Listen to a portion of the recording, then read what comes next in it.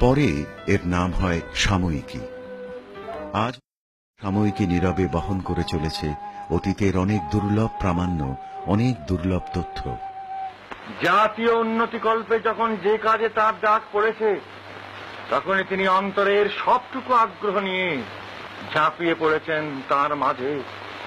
জাগ্রত চিত্তকে আহ্বান করি, যার সংস্কার মুক্ত উদার আতিথ্যে মনুষ্যত্বের সর্বাঙ্গীন মুক্তি অকৃত্রিম সত্যতা লাভ করে।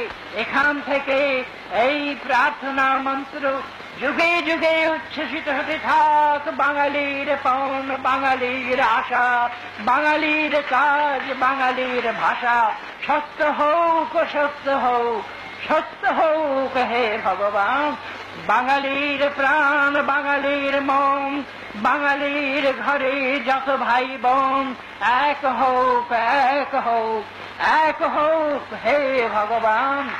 সেই সঙ্গে কথা যোগ করা হোক, বাঙালির বাহু ভারতের বাহুকে বল দিক। বাঙালির বাণী ভারতের বাণীকে সত্য করুক।